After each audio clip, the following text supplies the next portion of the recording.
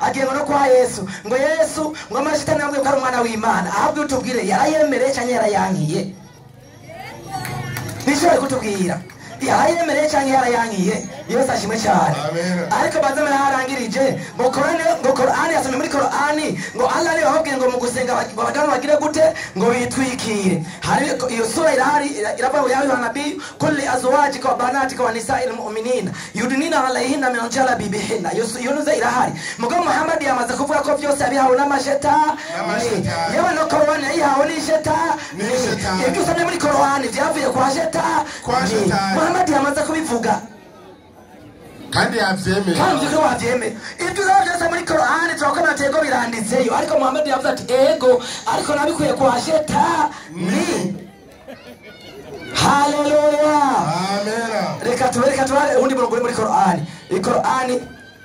24:60 cyangamuka 22:60 22:60 cyangamuka haravuga hati ahabwa wiki umurongo wa 60 ngo wiki ndasoma Yesu agomogisha 22:60 ego ndio namna hivi na ajilipizaye kisasi sawa na adhara aliyotiwa kisha akadhulumiwa tena bila shaka Mwenyezi Mungu atamsaidia hakika Mwenyezi Mungu ni mwingi wa msamaha na mwingi wa magufira ukasoma 22 na kane 22:60 ego 24:60 sala wino wenyeneye haravuga hati ahabwa wiki na wanawake ngo n'abagore wenye kujiweka kiutu uzima ambao hawatumaini kuolewa ati n'umugore w'umuislamukazi amaze gukura cyangwa umukobwa abona yashaje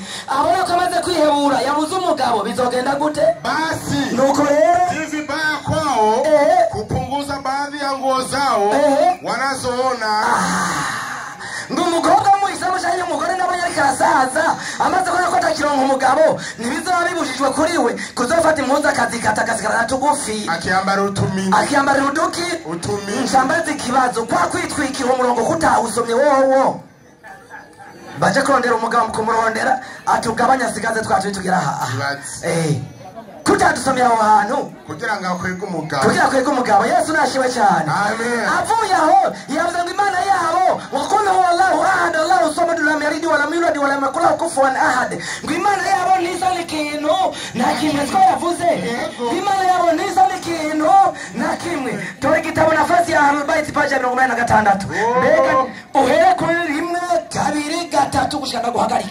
80 na gatandatu habwa wiki Mwenyezi Mungu kama anavyofahamika banzukezaho yatubwiye ngo Allah Imana yabo nisa n'ikintu na kimwe reka nibaze ibitabo byabo soma aho nyene Allah ana uso wa kibinadamu Allah ana uso wa kibinadamu asa maso n'abantu mu maso asa n'umuntu komeza hepfo na viungo n'ibihimba na sehemu haravuga hata agace ka kabiri ego anakaa juu ya arshi ati ari hejuru y'inganji kiti cha enzi ati ntebe yiwe atiyagirako na mwili wake ati umubiri wa Allah unakizidi kikalio amvisa nukuvuga Allah ngana rero igitabo cy'abayisilamu ngo yicaye ku ntebe ngo ibisusu birasese bingana gute komeza haravuga hati ngo wiki na mwili wake unakizidi kikalio cha kiti hicho na urefu wa vidole vile kutoka pande zote 1 2 3 4 niho bicabigera birenga ku ntebe nongareke cabiza 1 2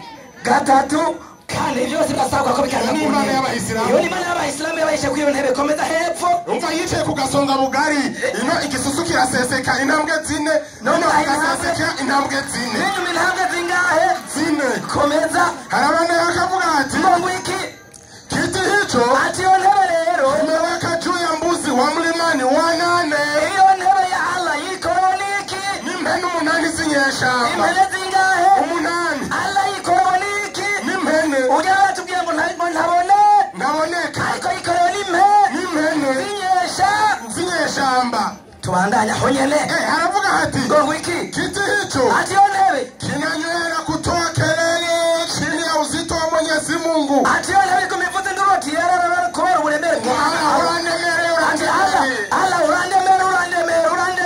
kuremera. Komeza honyene. Kama tandiko la farasi jipya Komeza. ambalo linatoa makelele chini. Manuka hepo. Uzito wa pandaji. Manuka hepo. Aravuga hati. Gongo iki. Nyakati zingine. Yeye huteremka hadi kwenye mbingu. Genda kuya hepo. Atakuja kujionyesha mwenyewe katika siku ya kiyama. Asikumuzima kaza kuigaragaza bamuone. Bamuone. Manuka hepo. Kwanza katika sura ngeni na halafu kwa uso unaofahamika. Komeza hepo. Baadhi ya waumini watakuja kumtambua Mola wao hapo watakapoona muundi wake. Ati Waislamu kuja wamenye Imana yabo Allah bazobanza kuyiraba bazoyiraba baca bayibonye ibibero bacavuga ati niyo Mana niyo Mana Manuka hepfo. Aravuga hati Mwenyezi Mungu atakuja kuwatembelea waumini mmoja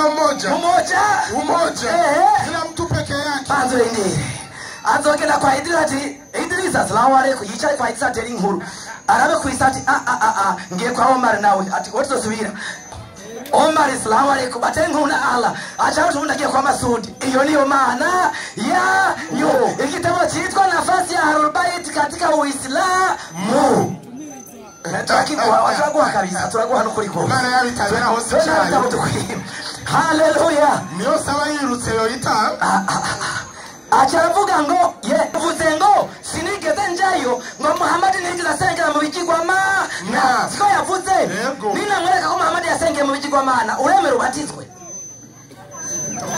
Nina kwereka Muhammad yasengera ibigirwamana urabatizwa. Mbana mukubite ndamukubite. Ndamuhaye. Muhe. Sawa. Muhe. Tora Qur'ani 5:2 cyangwa mukamaherezo. Qur'ani 5:2. Udara kuraba mayunga 1240. 5:2 maelezo. Unaona ara page 1472. Havuga wiki? 5:2. Ngo wiki? Maelezo 12. Mnyama anayeshinda kwa ajili ya shetani. Baba haonya hamwe tutaje kusoma 5:2. 5:2. Qur'ani 5 sura 5 mlango wa 2. Changamka. Makafiri. Ati umviriza leo wavuza ngo nike dasengana n'abasengira ikigwamana. Hatubya ngo abakafiri walikuwa wakenda huko Maka kuhiji. Babandanije bagenda mu wa muzikiti w'Imana mu bigirwamana 360. Mbele ya masanamu yao. Imbere ya bigirwamana vyao. Hao yaliyoyatia ndani na nje. Yari hanze ni ndani. Ya Al-Kaaba. Bandanya. Mpaka katika mwaka wa 9 wa Al-Hijra. Bado mwaka mmoja mtume atakufa. Banzukezaho nuko babagiye kubabuza gusubirayo Muhammad asikaje umwaka umwe ngo agire gute nuko Muhammad yigishije idini myaka 23 wese mu bigirwamana waza umwaka umwe wacha yirukana abakafiri ariko ntihanditse ko yabisoho hagiye ababisenga bonyine navyo birasigara. Aha ngo aremeye genda mayunga leo changamka Muhammad abisenga. Siku moja mtume umvizanye nabisenze rero igihe cyo Muhammad alikuwa ameketi pamoja na maswahaba yari kumwe n'abigishwa biwe na baadhi ya makafiri. Izo tuko turasoma ni Qur'ani ni moja wali bibiri turasoma yari yicaye n'abigishwa biwe ariko n'abakira bapagani. Komeza. Mara Mwenyezi Mungu akamteremshia suratul Najm. Hanyuma yicaye ngo Imana ikimuhishura ikigabane cy'inyenyeri. Komeza. Mtume akaisoma. Muhammad iyo surati nayishima arayisubiramo. Alipofikia aya ageze ku murongo uvuga ngo iki? Je, mbega mmeona Lata na Uza na Manata? Mwingine watatu. Ati ageze hano havuga ngo mbega wabonye Lata, Manata na Uza agira gatatu Imana zingahe? Zitatu. Komeza. Shetani akamnongoneza matamko fulani. Ati shetani agenda mu gutwi kwa Muhammad ariko arahishurirwa. Shetani agenda mu gutwi kwa Muhammad amwongorera utujambo runaka ngo nuko Muhammad arumviriza shetani arikamubwira amajambo havuga ngo iki? Akayasema. Acha yasubiramwo. Kifikiri ni sehemu ya wahi. Yibaza ngo ariko arahishurirwa kandi shetani arikamubwira amajambo. Manuka hepfo. Nayo ni hayo. Avuga ngo iki? Mungu watukufu. Ati zo mana nazo ni nyerando kwa zitatu. Na kwamba ati kandi maombezi yao amasengesho yayo bila shaka mu vyukuri yanatarajiwa arakenewe. Mtume akasema, Muhammad abandanya bivuga, akaendelea kusoma abandanya bivuga aya mpaka alipofikia aya tu sajda. Muhammad ageza ahantu kubama akasujudu, akagenda arureba imbere ya bya bigirwamana. N'Abayisilamu nabo wakasujudu pamoja naye, baramwigana bubama imbere ya bya bigirwamana. Makafiri walipoona kuwa Mtume amewasifu masanamu yao kwa sifa ya uungu, ati abapagani babonye ko Muhammad aje gusenga ibigirwamana byabo akabitazira ko ari Imana, nabo baca bavuga gute? Nao wakaporomoka wakasujudu pamoja na Waislamu. Nabo baca n'Abayisilamu imbere ya bya bigirwamana basengera rimwe. Ibyo bigirwa byasenze Muhammad n'Abayisilamu n'abapaga bavuga ngo ntibigeze babisenga. Haleluya, amen. Nibi ndagusaba kuja kuri kaminuza tubwire Muhammad ajije ngo ni Imana imubwiye ngo senga amasana. Tugidini ya Islamu n'imigirwa yavyo mwabikuye. Nabaje ngaho ikibazo. Mwagiye Maka musanga abapagani babikora. Bagenda hija, rigabuye rihari. Bagenda bakamwazi, nibwo ndavuga ni washaka twabi gusomera. Bagenda bagatera shetani amabuye. Shetani nk'ingi zitatu ziri Maka babikora. Bagenda Safa na Marwa babikora. Namwe mubishikiramo. Nchandabaza ikibazo. Hagati y'Abayisilamu na mwebwe ni bande bivye idini ry'abandi?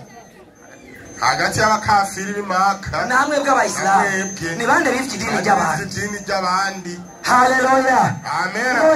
Ngo yavuze ngo Abayisilamu nabwo n'amajini ngo mbere ngo Muhammad ngo yasimishe ngo yasanzwe yemera na Bibiliya siko yavuze. Ngo amajini ngo yemera nande? Ngo aya majini y'amakri siko yavuze. Ivyo wabisomye hehe? Urasoma wewe uri mwangu wa mijini page ya 30. Ulimwengu wa majini page ya 30. Page ya 30. Havuga ngo iki? Reka tumuhe. Ohere hejuru washa witonde. Abana bandabira umwanya. Haravuga hati. Havuga ngo iki? Miongoni mwa vituko vya majini. Bimwe mu bikorwa vya majini ni pamoja na kujipa majina matukufu kama vile Sharif, Shehe, Wali, Ruhani. Agenda ku 32 hejuru aho bantu harike. 32 hejuru aho bantu harike. Kwa hivyo ati kubwo rero sio rahisi. Nivyooshe Ijini amwingie Muislamu. Jinjio Muislamu naseme yeye ni papa. Ijini lana papa. Ijini lana papa. Kwa umukristo bandanya au askofu. Liranga musenye askofu. Liranga musenye kwa umukristo. Ijini liramwa komeza hepfo au mchungaji. Ijini lana pastor. Ijini lana na pastor. Komeza padri. Liranga patri. Komeza kardinali. Liranga kardinali. Komeza wa kanisa aidha Pentecoste. Abadaimoni baranga ba Pentecoste. Komeza wa Sabato. Ijini lana abasaba abakristo. Komeza Roman Catholic. Liranga abakatolika. Kwa abakristo. Komeza Lutheran. Liranga abariteri. Komeza Anglican. Liranga Anglikane. Komeza Liranga Morave. Komeza au kutaja mji kama Paris. Ijini langa igisagara cha Paris kwa igisagara c'abakristo. Amajina raha. Komeza Washington. Liranga Washington bandanya. London. Komeza au Roma bandanya. au kuomba asome kitabu cha Biblia. Amajina kumva munasoma kitabu cha Biblia. Usomye Biblia amajina ya shavu. Haya baba. Komeza alikusomya corona kadoherwa. Komeza aravuga hati ngwiki au aseme asome wa Korinto wa kwanza. Amajina y'Abikorino bambe. Amajina y'Abikorino bambe. Usomye Abikorino amajina baba. Komeza au wa Efeso. Ijina y'Abanyefe. Wa Efeso. Komeza au Matayo. Ijina gusoma muri Matayo. Komeza au Pasaka. Ijina na pasi.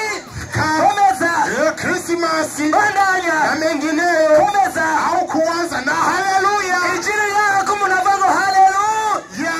Haleluya majina ya shavu. Amajina ya hunga. Komeza haleluya. Baada ya assalamu alaykum. Alikuvuza ngo assalamu alaykum wa rahmatullahi wa barakatuh. Ijini lisharyohebwa.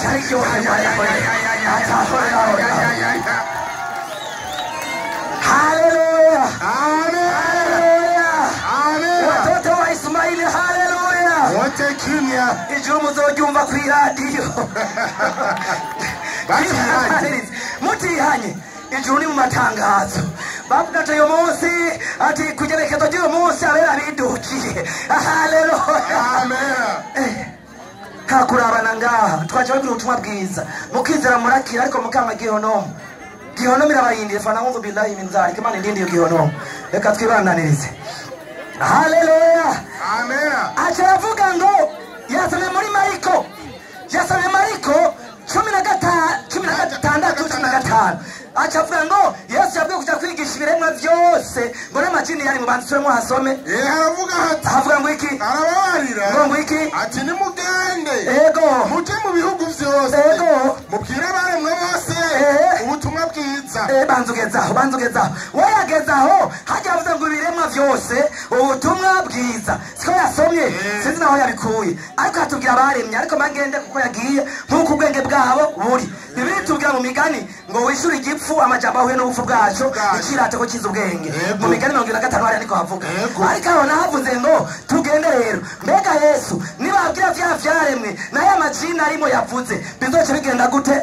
16 ngo iki uwizera wakagira gute akabatizwa azogira gute azokizwa atuburiye azoja kubatiza ibisigo azogira azobatiza atuburiye sikwe mbele vyizera bizoca bija he ibisigo n'ivyizera bizoja he Korowani 3:58 Korowani 3:58 leta mandiko uko wapi Korowani cha gitabo kidasoma mu izina rya Yesu kivuga ngo iki ndasoma cha gitabo giteye makenga kivuga ngo iki kiravuga giti ngo iki mwana wanje na wamewekana saba baina yake na majini ni Biblia ni Korowani bivuze Korowani bivuze ngo baramaze gushiraho amasezerano hagati yabo n'amajini ubucuti bw'indahapfa komeza wakasema bacha bavuga ngo vile kuwa majini ni watoto wa Mwenyezi Mungu ngo mu majini harimo abana ntiyabivuze mu vyumva ngo mu bidayimoni harimo abana biki rima reka wana baza Korowani na majini ariko amajini ayo bisigo wamekwisha jua vyo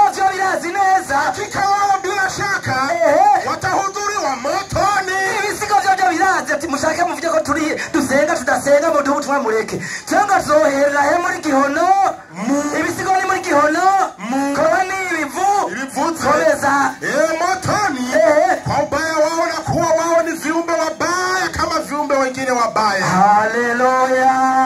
Amen. Haleluya.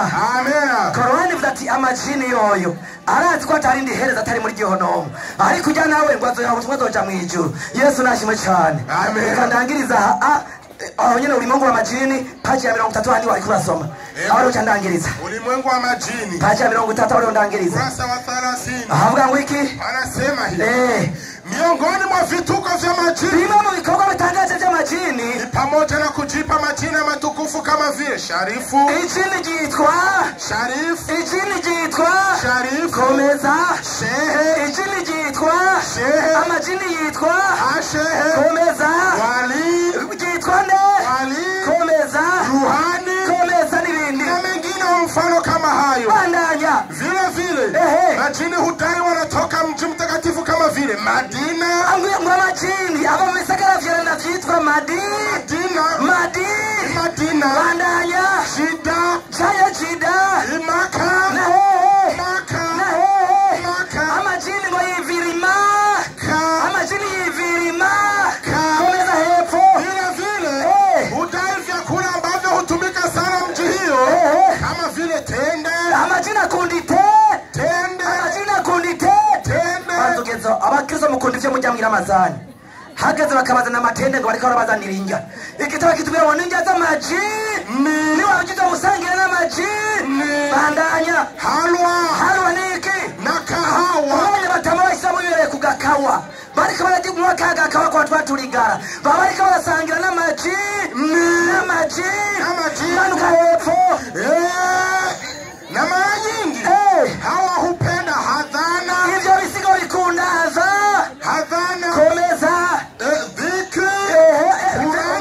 dhikri yushakuwa tayuzi subhanallah alhamdulillah la ilaha illallah Allahu akbar subhanallah alhamdulillah la ilaha illallah Allahu akbar basi atasbina majini ni vyako na majini vyakunda kuvuka aho nyene amajini kana yakunda banzu geza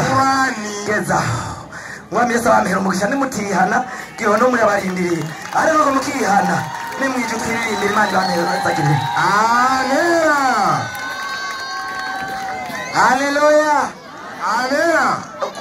Aya mashiri make kwa kutwigisha. Aya mashiri make pote yo kutwigisha frame. Tuma mashiri menshi. Correction générale. Naam, nigiye gukogwa. Naam, bismillahirrahmanirrahim. Assalamu alaikum wa rahmatullahi wa barakatuh. Wa alaikum assalam wa rahmatullahi wa barakatuh. Alhamdulillahi rabbil alamin.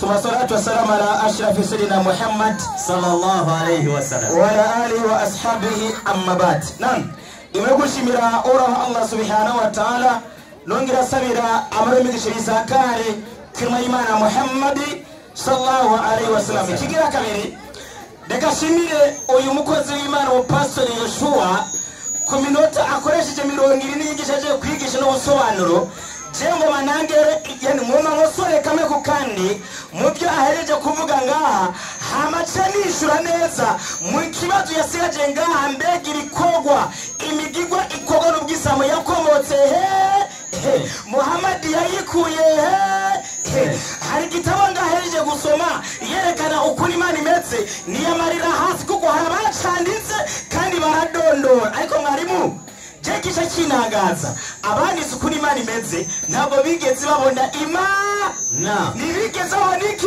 Imana kisome wongiriza ukuri bace bandika ni gitabo dukuye hariya nyene niki waro soma yandiko igiriti igira ngo iki kutoka madhehebu ya Ahlul Bait ongiriza nikitaja kivuga ati kutoka ngo madhehebu ya Ahlul Bait imefundisha sisi kwamba Mwenyezi Mungu ngo cyatwishe yuko twebwe ngo Imana hana anachofanana nacho Imana nigira nishusho nimwe isusana n'Imana Imana nigira na kimwe gisusana n'Imana bandanya wake yeye ego ni upweke kamili na hakuna viungo au sehemu Imana ngo na bihande igira cyangwa ingingo cyangwa ibindi bihande bitandukanye hakuna nafasi au mipaka cyangwa imipaka cyangwa imbibi ngo mbuge cyangwa mu wafu gukoma akuduga cyangwa kumanuka inayoweza kuhusishwa kwake ngogeranya ndimo ngogeranya kumana kwa kufanya hivyo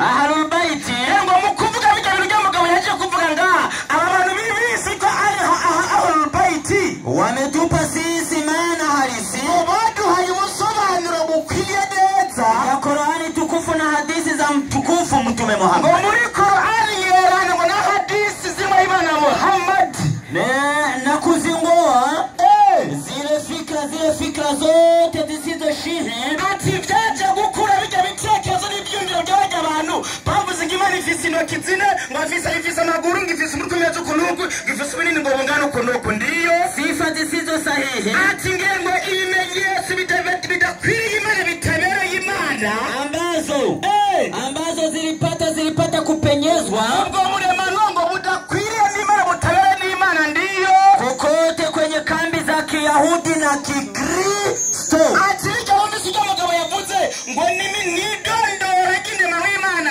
ngo biri mu Bayahudi hamwe no mu Bakristo niyo mpamvu wumvise aza kubivuga ngaha ego nukuri kutabisomye haje kutahasomye paji akatreveliseti kutahasomye bari byavuzwe n'abakristo n'abayahudi ati izo ni imvugo z'Abayahudi n'Abakristo mu gucoza Imana niyo mpamvu yaje ngaha gutuka Imana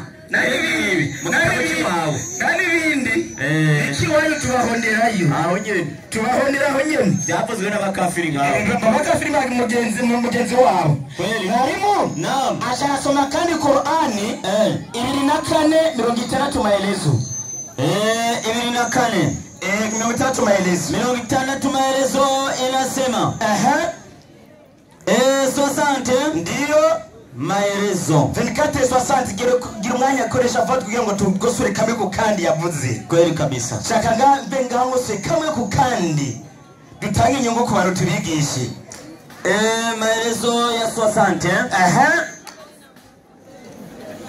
yarutsa 24:60 maelezo noye karasoma sorry Mwalimu barakurabira mwalimu urabe gatanu kabiri maelezo. Subiri twadutoe msafa atariwo. Safi. Inasema kabisa.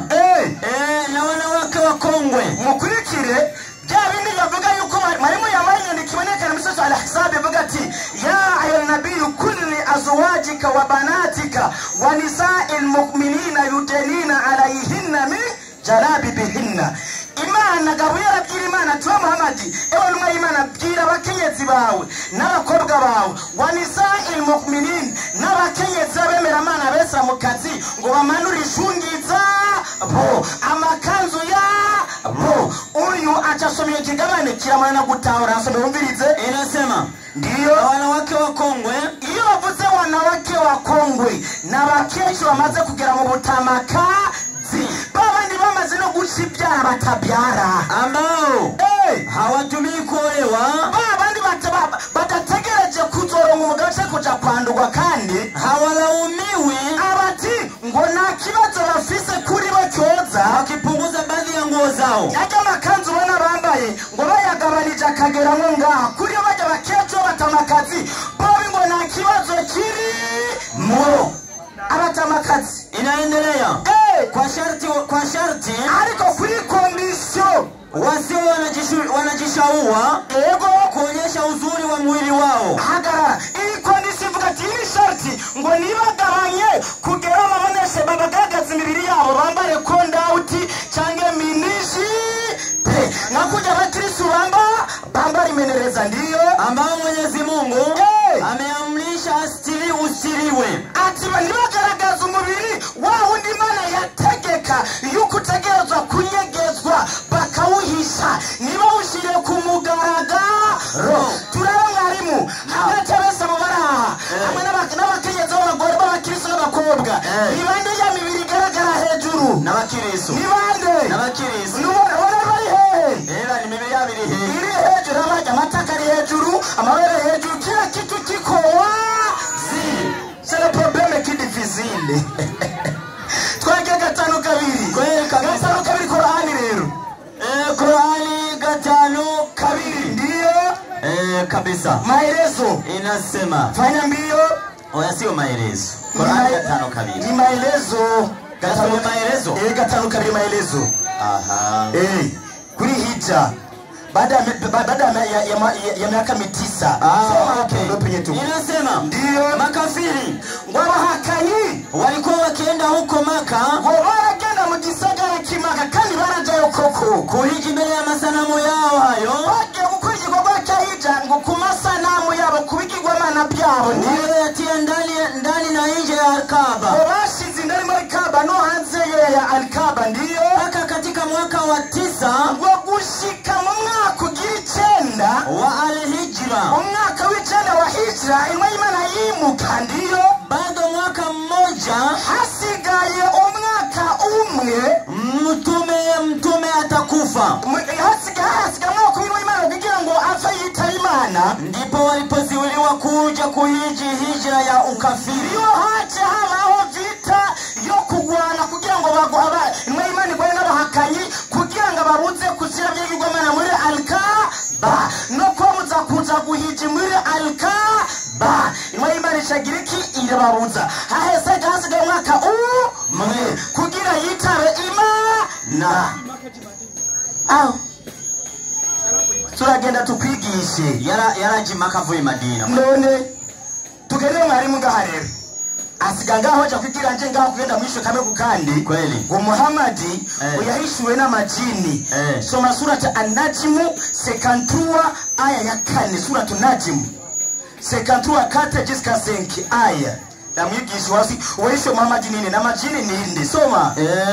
Inasema ndiyo 4 hadi 5 ndiyo inasema ivuga ngiki Bismillahirrahmanirrahim hera 3 jusqu'à 5 inasema kandi koresha umwanya wala hasemi kwa matamanio ya nafsi yake. Uyu Muhammad nagwa avuga yigombeshe kubyituzo byiwe hayakuwa haya anayoyasema ni yabaye ili Muhammad avuga ya majambo ya Qur'ani ila ni wahi ufunuo kiretse ko nibyo yahishuriwe n'umumarayika Gabriel uyofunuliwa kwake nibyo yahishuriwe yamwishyuriye kuri we, amemfundisha malaika mwenye nguvu sana. ngo yigishijwe n'umumarayika afise ingufu nyinshi we Gaburiyeli. Kweli kabisa. Wamwumvise wahishuwe iyo korani yavuye. Nini kigo kisa mwumvise yavuye kwa Gaburiyeli.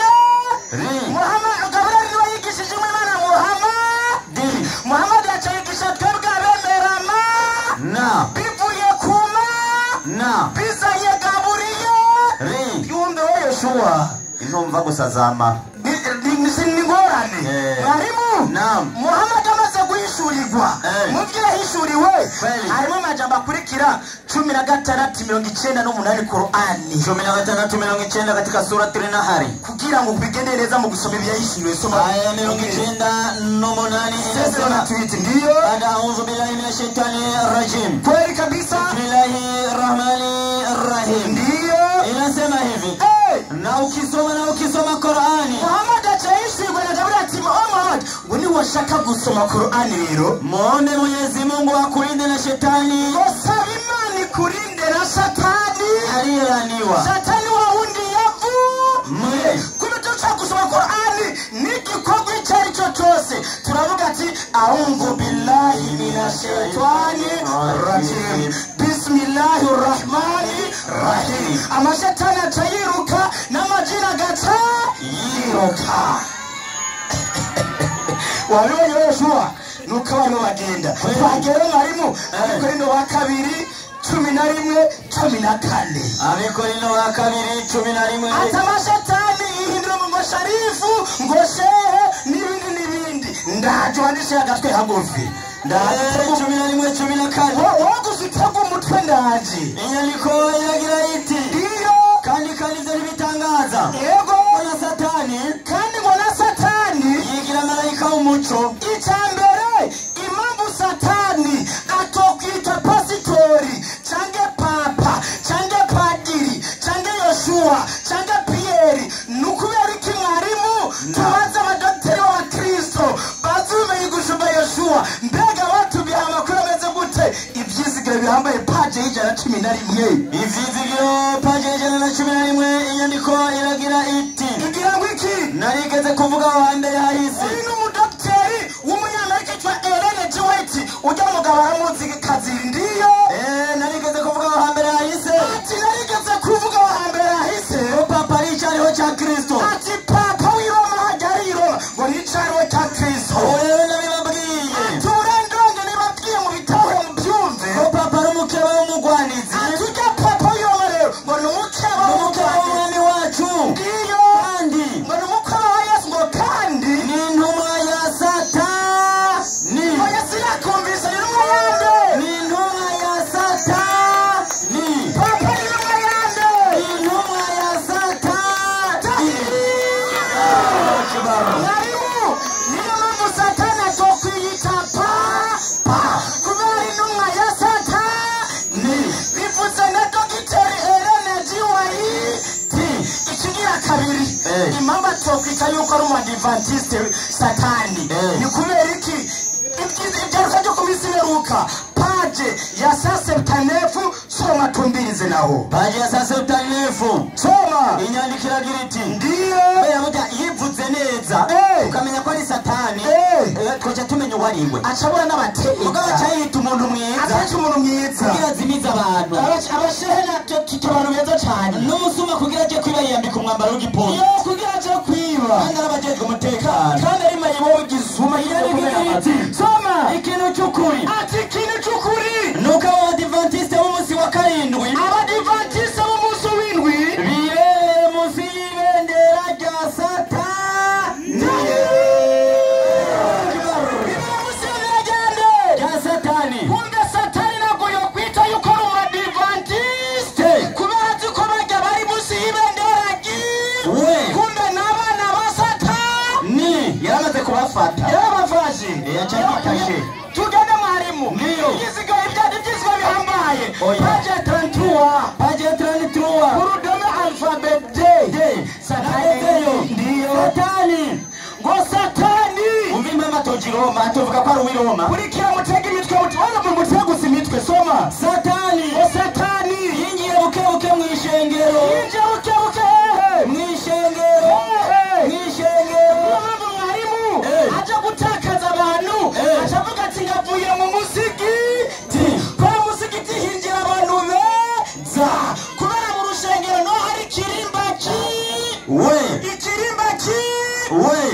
12 ibyaha byose Yohana kandi wandikira umumarayika wa Eklezia y'Iperugamuti ndiyo iri rivuzwe n'ufite y'amatabuki mubiri karishe ndiyo ndaza huba ndiyo hari intebe ya Satani mu rusengero injira nde Satani ari wabinjira na Yosuwa inje mu kirimba cya Satani niyo mpamvu n'umusaruro cyabushyiraho ndabiza ko mu nyuma mu kanya twagiye rero niyo umwe muri mwebwe n'umugwanizi twagiye paje ya mbere inyandiko igira iti paje niwe uruvukuye rurakumwa impamvu Satani adashobora kuyita pasitori soma abapasitori benshi bagendera mu nzira zimwe Rusuferi yagendeyemo bagendera mu nzira zose Satani yagendemo kamwe ku kandi hanyuma karangiriza mu buzima bwo kutazanirwa kumwiza Satani ari muno munsi yego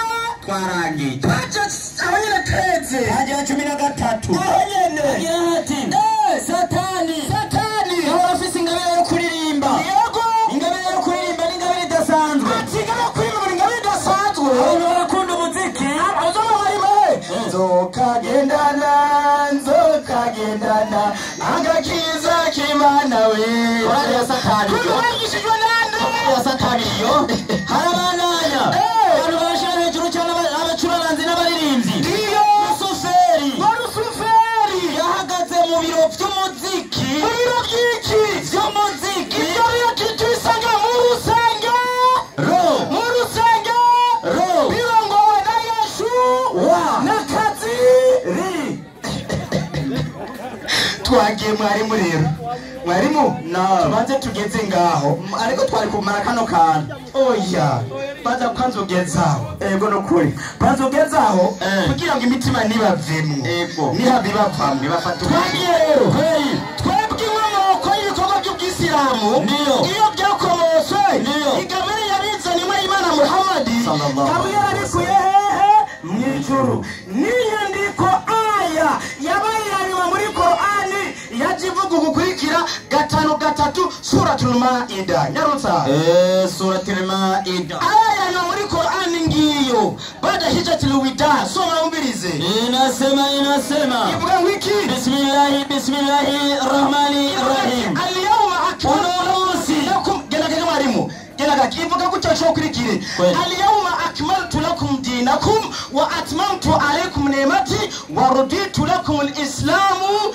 dina soma tafsiri inasema ndio numusabahakanye barahebujwe ku idini ryanyu basa murahebuzwa kabisa namwe bugende imubatinye kandi tubatiye turigisha ahubwo mumutinya aba dutinye Imana uno munsi rero yawujurije idini ryanyu Imana yarujije idini ryacu n'imigirwa yose kandi ndabuzurije ingabirano zanje ati n'ingabirano nema ziri mu bw'isilamu maze shimishwa nuko ubuyisilamu mubabera idini bivuze nande Qur'ani umviriza harakajambo yacavuga we niyo mpamvu ngo amajini amashetani kubikunda kunywa kawa n'abisilamu aca yibagira mwarimu irya kawa cyangitende bijya n'ibyamwa nk'amavoka n'imyembe kandi kawa ino munsi mu Burundi niyitanga amadovize mu gihugu niza amadolari